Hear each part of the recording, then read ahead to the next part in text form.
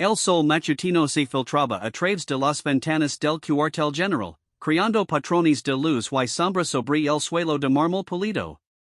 El coronel Miguel Herrera ajustó su uniforme por última vez frente al espejo, observando las insignias que pronto adornarían su pecho. Después de 22 años de servicio militar, finalmente había llegado el momento que tanto había esperado, su ascenso a general de brigada. La ceremonia estaba programada para las 10 de la mañana en el patio principal de la base militar Libertadores del Sur, una instalación que había sido testigo de innumerables momentos históricos desde su fundación en 1952. Los preparativos habían comenzado semanas atrás, con cada detalle meticulosamente planificado por el Estado Mayor.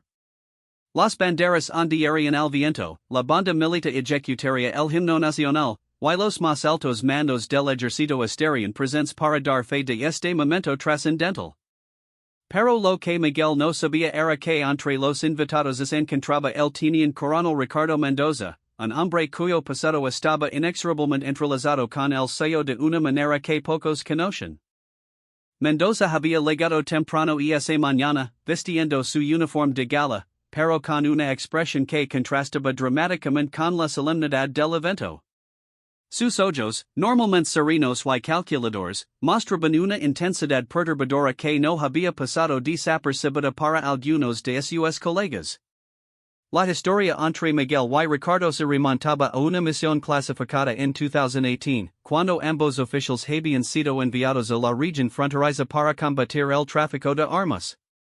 Durante esa operación, conocida internamente como Operación Escudo Dorado, habían surgido discrepancias fundamentales sobre las tácticas a emplear.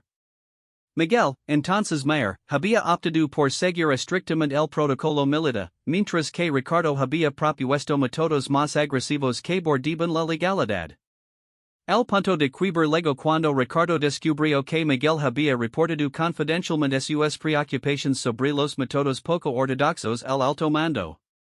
Esta acción, que Miguel consideraba su deber como oficial, había resultado en una investigación interna que, aunque no encontró evidencia suficiente para procesar a Ricardo, se había manchado su expediente de servicio. Desde entonces, las oportunidades de ascenso de Ricardo habían sido limitadas, mientras que Miguel había continuado su meteórico ascenso en las filas militares. En los años siguientes, Ricardo había alimentado un resentimiento profundo hacia Miguel, convencido de que su rival había saboteado deliberadamente su carrera. Este sentimiento se había intensificado cuando supo que Miguel sería ascendido a general, un rango que él mismo había soñado alcanzar. Para Ricardo, esta ceremonia no era solo la celebración del éxito de otro oficial, sino la confirmación dolorosa de todo lo que él había perdido. Mientras los invitados comenzaban a llegar al patio ceremonial, el ambiente se llenaba de expectativa y orgullo militar. Las esposas de los oficiales luchan sus mejores vestidos, los subordinados de Miguel se mostraban visiblemente emocionados por el ascenso de su comandante, y los dignatarios civiles intercambiaban cortesías diplomáticas. La banda militar afinaba sus instrumentos, y los soldados de honor practicaban sus movimientos una última vez. Miguel saludó calurosamente a cada invitado, recibiendo felicitaciones y palmadas en la espalda. Su esposa, Elena, radiante en un elegante vestido azul marino, no podía ocultar su orgullo mientras acompañaba a su marido en este momento culminante de su carrera militar. Sus dos hijos, cadetes en la academia militar, se mantenían en posición de firmes, honrando a su padre con su presencia y disciplina. Pero cuando Miguel vio a Ricardo entre la multitud, una sombra cruzó brevemente por su rostro. No era que temiera a su antiguo compañero, pero conocía lo suficiente sobre su carácter como para saber que su presencia podría no ser enteramente benigna. Sin embargo, los protocolos militares exigían cortesía, y Miguel se acercó a saludarlo con la formalidad requerida. Teniente Coronel Mendoza, saludó Miguel con un ligero asentimiento de cabeza.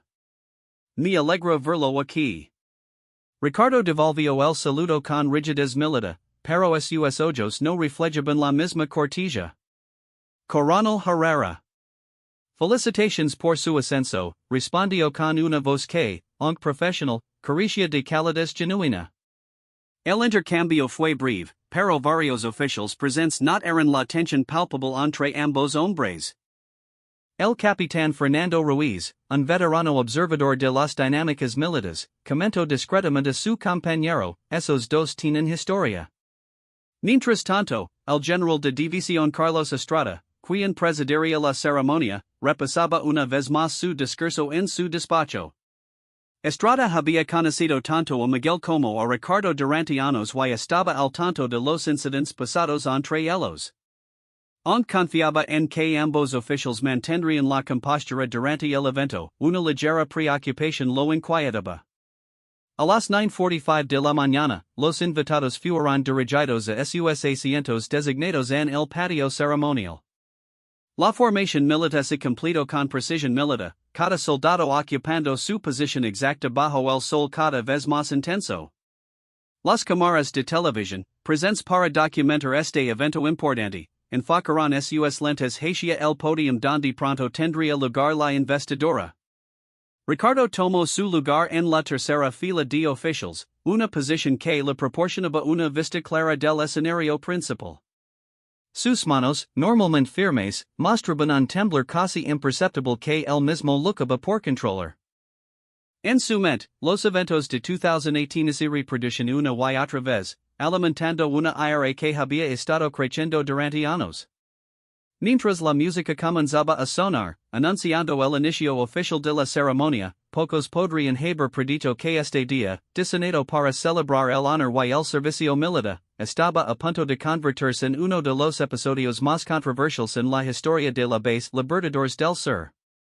Las primeras notas del himno nacional resonaron en el patio ceremonial mientras doscientos invitados se ponían de pie en perfecta sincronización. La bandera nacional ascendía lentamente por el asta, ondeando majestuosamente contra el cielo azul despejado de esa mañana de octubre. Miguel Herrera, parado en el centro del escenario, sintió una mezcla de orgullo y emoción que amenazaba con quebrar su compostura militar. El general Estrada tomó el micrófono y comenzó su discurso ceremonial, destacando los logros y méritos que habían llevado a Miguel a este momento. Habló sobre sus misiones exitosas en tres diferentes zonas de conflicto, su liderazgo durante la crisis de 2021, y su compromiso inquebrantable con los valores institucionales del ejército. Cada palabra parecía elevar aún más el estatus de Miguel, quien mantenía su postura militar impecable mientras escuchaba los elogios. Pero a medida que el discurso continuaba, algo extraño comenzó a suceder en la mente de Ricardo Mendoza. Las palabras del general sobre integridad, lealtad y honor parecían resonar de manera diferente en sus oídos. Para él, cada elogio dirigido a Miguel se sentía como una bofetada personal, un recordatorio doloroso de todo lo que él había perdido debido a lo que consideraba una traición. Sus pensamientos se dirigieron hacia su propia carrera estancada.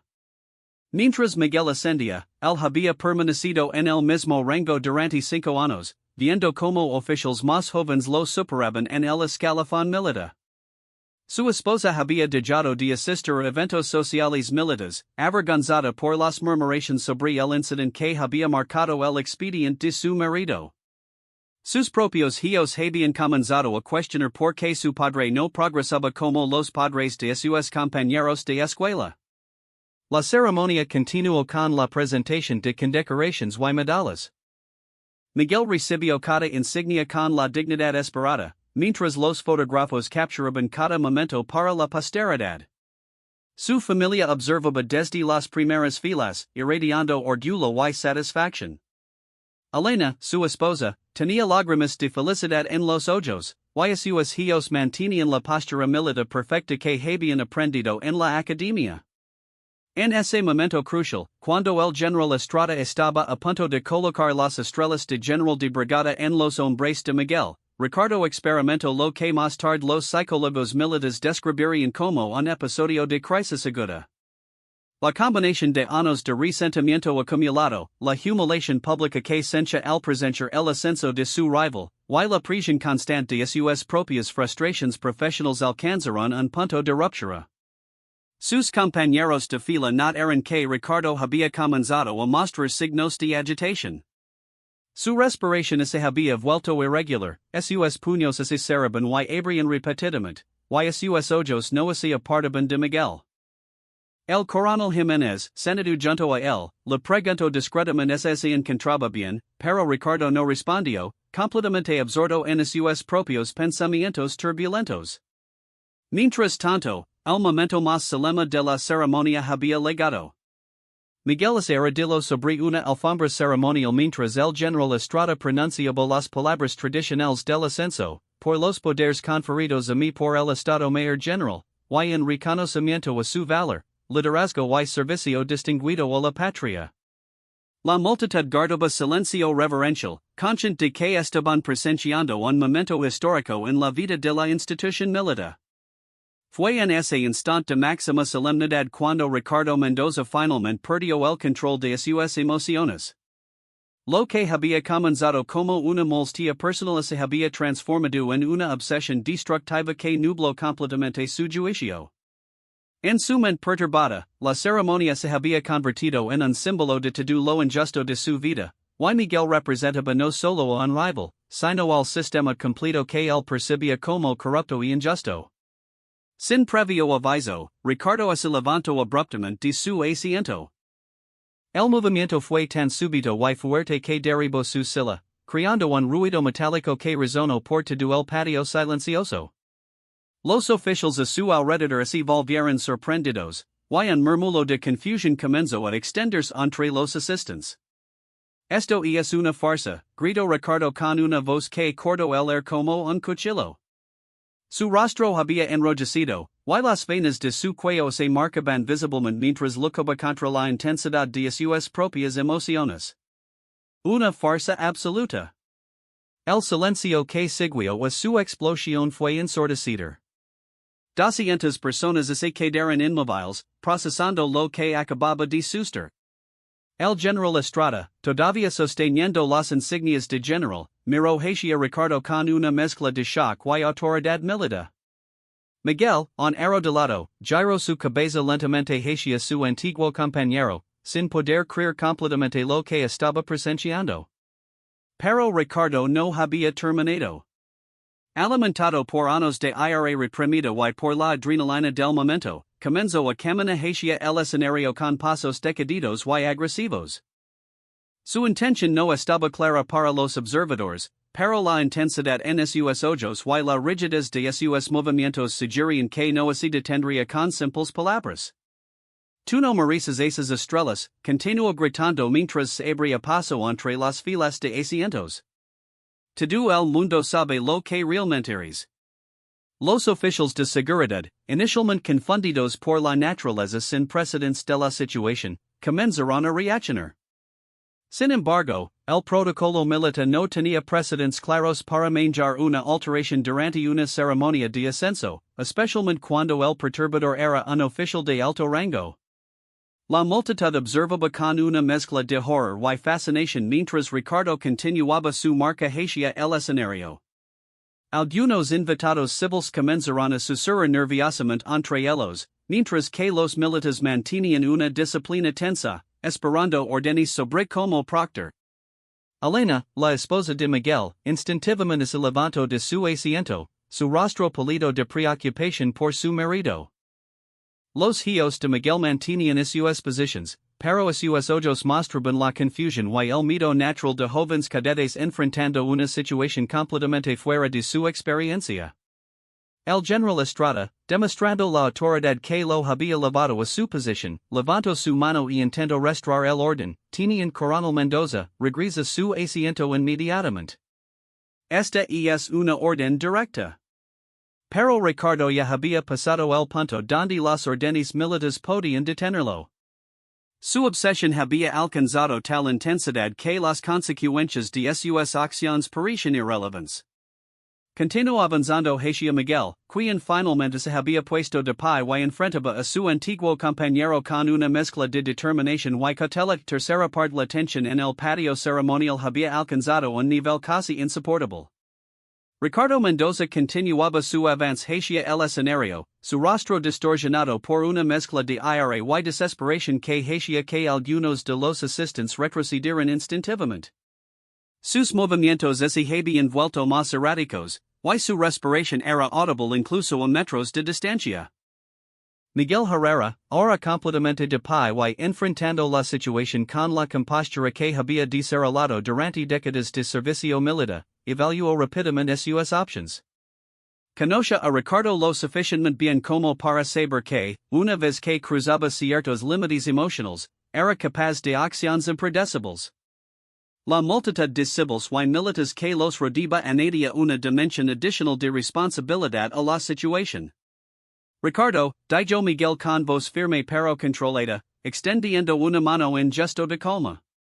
Esto no es el lugar en el momento para resolver nuestras diferencias. Hey familias presents.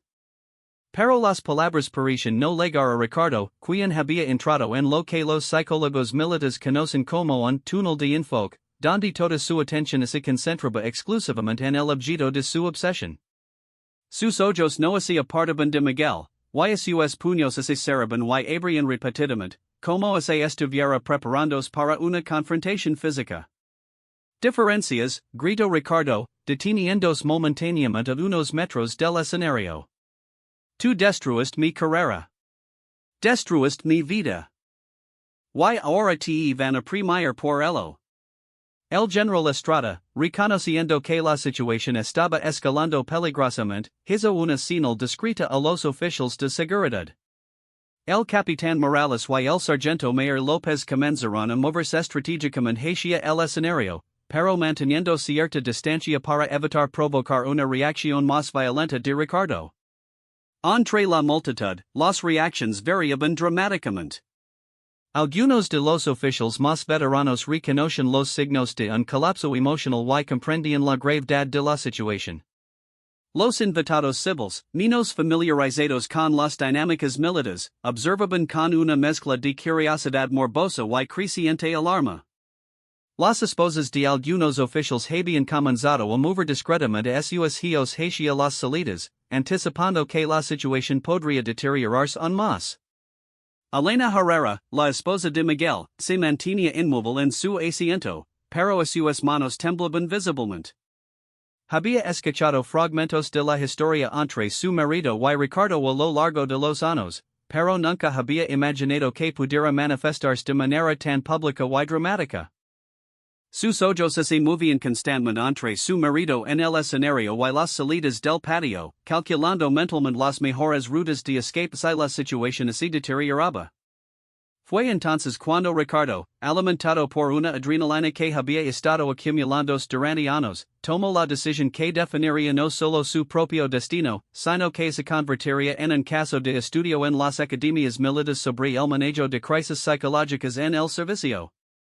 Con un grito gutural que parecía surgir desde lo más profundo de su ser, Ricardo se abalanzó hacia Miguel. No fue un movimiento calculado o estratégico, sino la expresión pura de años de resentimiento y frustración que finalmente encontraron una válvula de escape. Sus brazos se extendieron hacia adelante, claramente con la intención de taclear a Miguel y derribarlo del escenario. El tiempo pareció ralentizarse para todos los presentes. Miguel, con la experiencia de combate que había adquirido durante sus misiones en zona de conflicto, instintivamente adoptó una postura defensiva. Sus años de entrenamiento en combate cuerpo a cuerpo se activaron automáticamente, y comenzó a evaluar las mejores opciones para neutralizar la amenaza sin causar daño innecesario a Ricardo o a los espectadores cercanos. Pero en ese momento crítico, cuando Ricardo estaba a punto de alcanzar a Miguel, una figura se interpuso entre ambos hombres.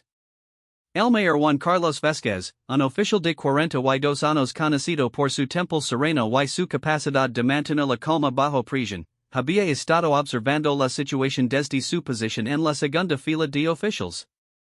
Juan Carlos había servido bajo el mando de Miguel durante la operación de peacekeeping en 2020 y había desarrollado un profundo respeto por su liderazgo y carácter. Más importante aún, había sido testigo de primera mano de la integridad con la que Miguel manejaba las situaciones difíciles, y no podía permitir que años de servicio distinguido fueran manchados por el episodio de un oficial en crisis. Con movimientos precisos y decididos, el mayor Vázquez se colocó directamente en la trayectoria de Ricardo, absorbiendo el impacto del tackle que estaba dirigido hacia Miguel. El choque fue considerable, y ambos hombres cayeron al suelo en una marana de uniformes y extremidades. Sufficient, Mendoza, gritó Juan Carlos mientras luchaba por controlar a Ricardo, quien continuaba intentando llegar a Miguel a pesar del obstáculo. Esto no va a resolver nada. El patio ceremonial estalló en actividad. Los oficiales de seguridad finalmente recibieron la autorización clara para actuar y se acercaron rápidamente para ayudar a separar a los hombres que luchaban en el suelo. El general Estrada tomó el micrófono y, con voz autoritaria que cortó por encima del caos, ordenó, despeje el área inmediatamente. Todos los civiles dirigentes a las salidas de manera ordenada. La banda militar, confundida sobre esa debían continuar tocando o detenerse, creó una cacofonía extraña que añadía una cualidad surrealista a la escena. Algunos músicos habían dejado de tocar completamente, mientras otros continuaban mecánicamente, creando una melodía fragmentada y discordante que parecía reflejar perfectamente el caos de la situación.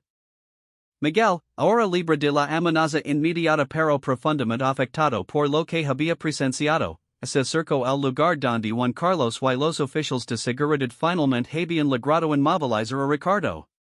Su antiguo compañero había dejado de luchar activamente, pero continuaba gritando acusaciones incoherentes mientras era sujetado. Ricardo, dijo Miguel, arrodillándose junto a él, necesitas ayuda. Esto no eres tú. Por un momento, los ojos de Ricardo parecieron enfocarse en Miguel con claridad, como se acabara de despedir de una pesadilla. En esa mirada fugaz, Miguel pudo ver no el hombre lino de ira que acababa de atacarlo, sino el oficial competente y dedicado que había conocido años atrás. Fue un momento de reconocimiento mutuo que, aunque breve, reveló la tragedia humana detrás de todo el episodio. Pero la claridad duró solo unos segundos antes de que Ricardo volviera a sumergirse en su crisis emocional, murmurando incoherentemente sobre traiciones y injusticias mientras era escoltado fuera del patio ceremonial. Cuarta parte el silencio que siguió a la remoción de Ricardo Mendoza del patio ceremonial era diferente al silencio reverencial que había caracterizado el inicio de la ceremonia. Este era un silencio cargado de shock, confusión y la comprensión gradual de que todos habían sido testigos de algo extraordinario y inquietante. Los 200 invitados que permanecían en sus asientos procesaban lentamente lo que acababa de ocurrir, mientras que las cámaras de televisión habían capturado cada segundo del incidente para la posteridad. El general Estrada, demostrando el liderazgo que había caracterizado toda su carrera, tomó el control de la situación con una autoridad tranquila pero firme.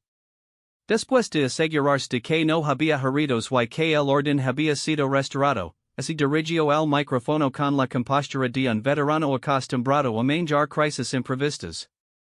Damas y caballeros, comenzó con voz clara y controlada, el incidente que acabamos de presenciar y es un recordatorio de que incluso en nuestras instituciones más respetadas, los seres humanos enfrentan luchas personales que a veces superan su capacidad de manejo.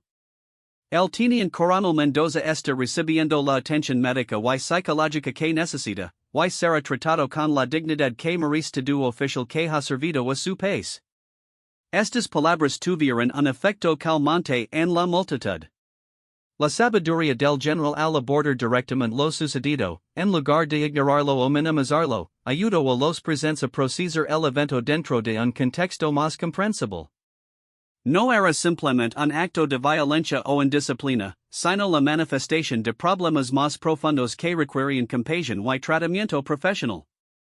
Miguel Herrera, quien había permanecido en silencio durante los minutos siguientes al incidente, se acercó al micrófono. Su uniforme mostraba algunas arrugas del altercado, pero su compostura había regresado completamente. La manera en que había manejado la crisis, manteniéndose cómodo bajo presión extrema y mostrando preocupación genuina por su agresor, había impresionado profundamente a todos los presentes. Ni gustaría dejar unas palabras sobre mi colega, el teniente coronel Mendoza, comenzó Miguel, sorprendiendo a muchos con su decisión de abordar directamente lo sucedido. Ricardo ha sido un oficial dedicado durante más de 20 años. Los eventos de hoy no definen su servicio ni su carácter. Todos nosotros, en diferentes momentos de nuestras vidas, enfrentamos desafíos que ponen a prueba nuestra fortaleza mental y emocional. Esta declaración pública de Miguel tuvo un impacto profundo en la audiencia. En lugar de distanciarse de Ricardo o permitir que el incidente empanara su propio momento de triunfo, eligió mostrar liderazgo y compasión. Muchos de los oficiales presentes intercambiaron miradas de respeto renovado hacia el hombre que acababa de ser ascendido. El mayor Juan Carlos Vázquez, quien había sido atendido por los médicos militares presentes y había recusado ser trasladado al hospital, se acercó a Miguel. Su uniforme estaba más deteriorado que el de Miguel debido al farcillo con Ricardo, pero su espíritu parecía intacto. Mi general, dijo Juan Carlos, usando el nuevo rango de Miguel por primera vez, fue un honor poder actuar en defensa de un oficial que respeto tanto. Miguel estrechó la mano de Juan Carlos con firmeza, y luego, en un gesto que sería recordado por todos los presentes, lo abrazó con la calidez de un hermano. Juan Carlos, tu intervención no solo me protegió a mí, sino que probablemente evitó que Ricardo cometiera un acto que habría destruido completamente su vida y su legado militar. Lo debes una deuda de gratitud que va más allá de cualquier cosa que yo pueda expresar. El general Estrada, reconociendo que el momento era propicio para continuar con la ceremonia de una manera que honrara tanto la ocasión como las lecciones aprendidas del incidente, retomó el protocolo oficial. Sin embargo, hizo algunos ajustes significativos al formato original. El servicio militar, declaró, no se trata solo de seguir órdenes o ejecutar misiones. Se trata de cuidar a nuestros compañeros, mostrar liderazgo en momentos de crisis, y mantener nuestra humanidad incluso cuando enfrentamos situaciones extraordinarias. Hoy hemos visto ejemplos ejemplares de estos valores. Procedió entonces a completar la investidura de Miguel como general de brigada, pero también tomó la decisión sin precedentes de reconocer públicamente el valor del mayor Vázquez. Mayor Juan Carlos Vázquez, anunció, por su acción decidida para proteger a un compañero oficial y por demostrar el tipo de liderazgo instantáneo que define los mejores soldados, está siendo recomendado para una condecoración por valor en el cumplimiento del deber. La ceremonia continuó con una solemnidad renovada, pero también con una comprensión más profunda del significado del servicio militar.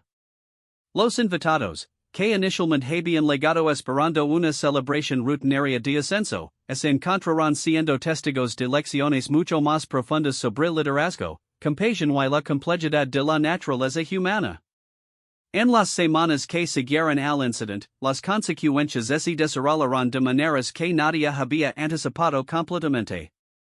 Ricardo Mendoza fue sometido a una evaluación psicológica exhaustiva que reveló que había estado luchando con depresión no diagnosticada y trastorno de estrés postraumático relacionado con sus experiencias en misiones de combate. El tratamiento que recibió no solo lo ayudó a procesar sus problemas emocionales, sino que también le proporcionó las herramientas para reconstruir su relación consigo mismo y con sus colegas. Miguel Herrera, ahora general de brigada, instituyó un programa innovador de apoyo psicológico para oficiales en su nueva posición de liderazgo. Su experiencia personal con la crisis de Ricardo lo había sensibilizado a los desafíos de salud mental que enfrentan los militares, especialmente aquellos con experiencia en combate. El programa se convirtió en un modelo que fue adoptado por otras bases militares en todo el país. El mayor Juan Carlos Vázquez fue efectivamente condecorado y ascendido a teniente coronel en una ceremonia privada 6 meses después. Su acción durante el incidente había demostrado no solo valor físico, sino también la capacidad de tomar decisiones éticas complejas bajo presión extrema. Su carrera militar despegó significativamente después del evento, y se convirtió en un instructor especializado en manejo de crisis. La relación entre Miguel y Ricardo, sorprendentemente, se reconstruyó gradualmente durante el periodo de tratamiento de Ricardo.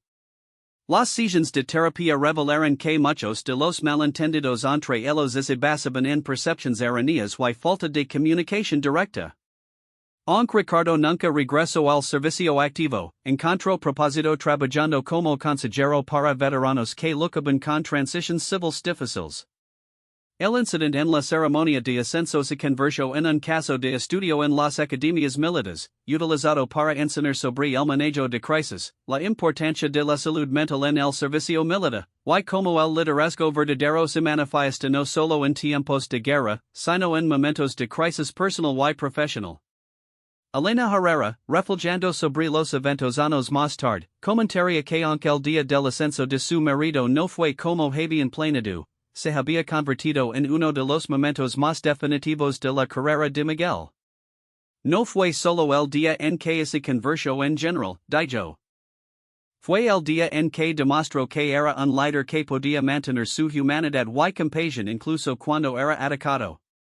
La base militar Libertadores del Sur instituyó una nueva tradición después del incidente. Cada ceremonia de ascenso incluye ahora un momento de reflexión sobre el bienestar de todos los miembros del servicio, recordando que la fortaleza militar verdadera incluye el cuidado mutuo y la comprensión de que incluso los soldados más fuertes pueden necesitar apoyo. El legado del día en que la tensión estalló en la ceremonia de ascenso no fue el de violencia o división, sino el de transformación. Comprensión y la demostración de que el liderazgo militar más efectivo a menudo se manifiesta en cómo tratamos a aquellos que están en crisis, no solo a aquellos que están en sus mejores momentos.